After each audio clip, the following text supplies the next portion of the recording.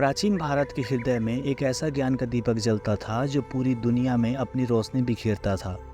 नालंदा विश्वविद्यालय एक ऐसी जगह जहां दुनिया भर के विद्वान जुड़ते थे, जहां ज्ञान की गंगा बहती थी। लेकिन ये प्रतिष्ठित विश्वविद्यालय कैसे अपनी ऊंचाइयों पर पहुंचा, इसका पतन कैसे हुआ और आधुनिक युग में इसे कैसे पुनर्जीवित किया, चलिए हम आपको नालंदा विश्वविद्यालय की महाकाव्य यात्रा पर लेकर चलते हैं, शिखर से खंडहर तक और फिर से उसकी वापसी तक। नालंदा की कहानी शुरू होती है 5वीं शताब्दी ईस्वी में, गुप्त साम्राज्य के समय। कुमारगुप्त प्रथम द्वारा स्थापित नालंदा जल्द ही दुनिया का पहला आवासीय विश्वविद्यालय बन गया, जो चीन, कोरिया, जापान, पर्सिया और ग्रीस जैसे दूर दूर के देशों के विद्वानों, भिक्षुओं और छात्रों को आकर्षित करने लगा। 10,000 से अधिक छात्र और 2,000 से अधिक शिक्षक। नालंदा सिर्फ एक विश्वविद्यालय नहीं, यह एक संपन्न बौद्धिक केंद्र था। नालंदा में पढ़ाए जाने वाले विषयों में बौद्ध अध्ययन, दर्शन, गणित, खगोल शास्त्र, आयुर्वेद और तर्कशास्त्र शामिल थे। विश्वविद्यालय के पुस्तकालय, जिन्हें धर्मगंज के नाम से जाना जाता था, अद्वितीय थे, जहां लाखों पांडुलिपियां और ग्रंथ संग्रहित थे। नालंदा वह स्थान था जहां प्राचीन दुनिया के सबसे उज्जवल मस्तिष्क इकट्ठा होते थे, बहस करते थे और एक दूसरे से सीखते थे। लेकिन सभी महान साम्राज्यों और संस्थाओं को चुनौती का सामना करना पड़ता है और नालंदा के लिए अंत आया 12वीं शताब्दी में। बख्तियार खिलजी नामक एक तुर्की मुस्लिम जर्नल ने विश्वविद्यालय को बेरहमी से नष्ट कर दिया।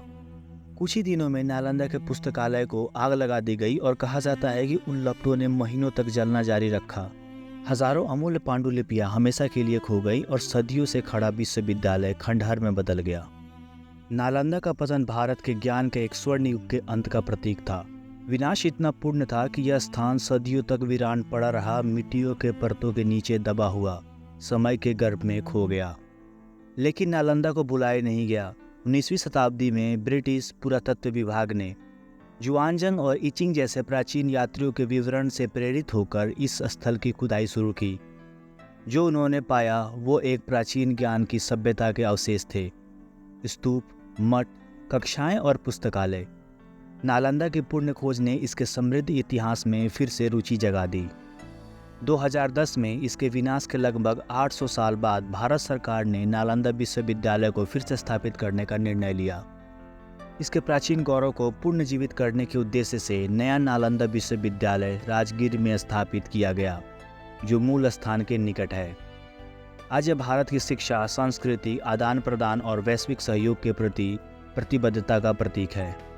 नया नालंदा विश्वविद्यालय केवल अतीत को श्रद्धांजलि नहीं, बल्कि भविष्य के लिए सेतु है, जो दुनिया भर के छात्रों और शिक्षकों को आकर्षित करता है।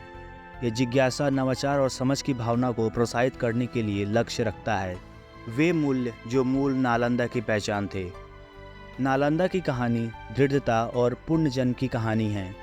यह हमें याद दिलाती है कि ज्ञान समय की सीमाओं को पार करता है और विनाश के बावजूद ज्ञान के बीज फिर से बोए जा सकते हैं। नालंदा की विरासत प्रेरणा देती है एक ऐसे ज्ञान के दीपक के रूप में जो हर गुजरते दिन के साथ और भी उज्जवल हो रहा है।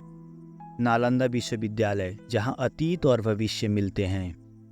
दोस्तों, यहाँ तक देखने के लिए आपका बहुत बहुत धन्यवाद। अगर आपको यह वीडियो अच्छी लगी हो तो कृपया लाइक और सब्सक्राइब करना ना भूलें। जय हिंद, जय भारत।